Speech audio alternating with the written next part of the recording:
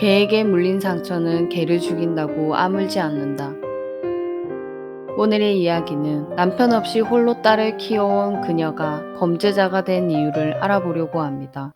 마리아는 1950년 6월 3일에 태어났습니다. 2차 세계대전 이후 피난하여 서독 힐데스하임의 작은 마을에서 보수적인 가정에서 자랐습니다. 그녀의 아버지는 알코올 중독자였고 술을 마시면 항상 가족들을 괴롭혔습니다. 견디다 못한 마리안의 엄마는 이혼을 했고 곧 새로운 남자를 만나 재혼하였습니다. 하지만 새아빠에게 환영받지 못했던 마리아는 집에서 쫓겨났습니다.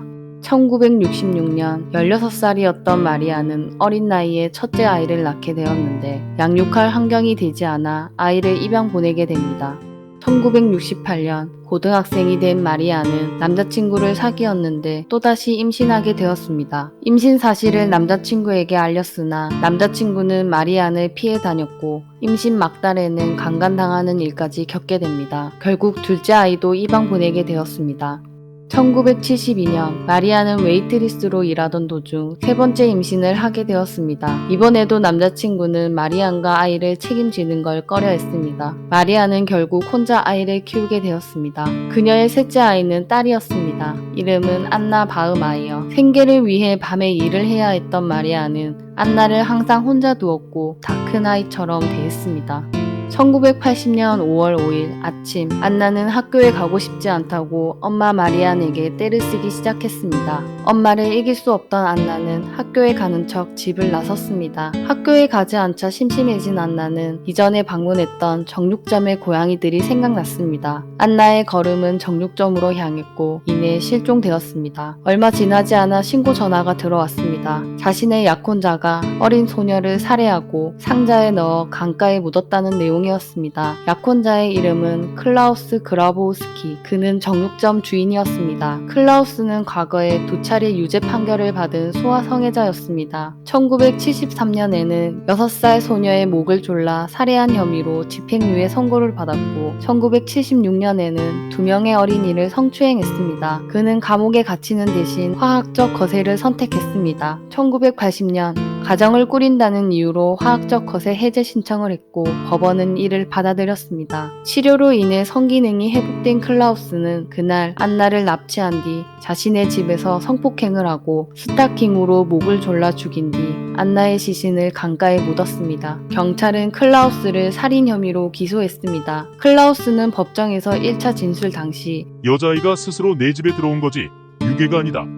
성행위도 여자아이가 원했고 나를 유혹했다. 그리고 여자아이가 성관계를 빌미로 나를 협박하여 돈을 뜯어내려고 해 두려워졌고 어쩔 수 없이 죽였다.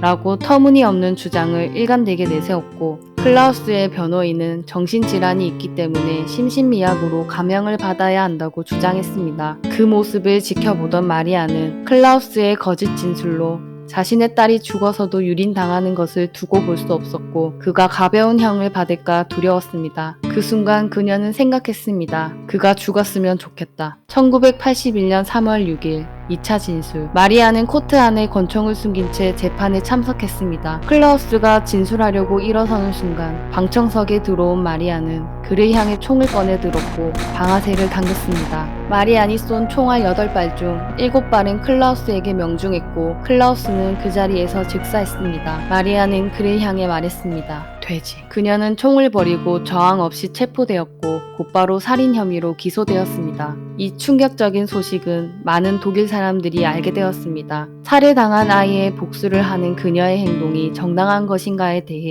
많은 의견이 있었습니다. 사람들은 마리안이 평소에 안나를 방치했다고 비난하며 그녀가 슬퍼하는 모습이 진심이 아닌 것 같다고 의심하기도 했고 또 다른 사람들은 나라도 그렇게 행동했을 것이다 라고 복수에 대해 동의하였습니다. 그리고 대중이 가장 관심을 가졌던 건 마리안에 대한 판결이었습니다. 마리안은 그가 안나에 대해 거짓말을 퍼뜨리는 걸 막아야 했고 계획적 범행이 아니다 라고 진술했습니다. 결국 살인 및 불법 무기 소지 혐의로 6년형을 선고받고 3년 복역 후 1985년 6월에 석방되었습니다. 1995년 9월 21일 마리아는 독일의 토크쇼에 출연했습니다. 그곳에서 클라우스를 죽인 것은 계획적 범행이었고 범행 전 사격 연습도 했다고 털어놓았습니다. 진행자가 이유를 묻자 딸에 대한 모욕을 참을 수 없었고 법으로 심판할 수 없어 스스로 복수한 것이라고 밝혔습니다. 그리고 자신의 딸 안나가 비참하게 목숨을 잃은 것은 평생 한으로 남는다고 말했습니다. 이 사건에 대해 독일인의 28%가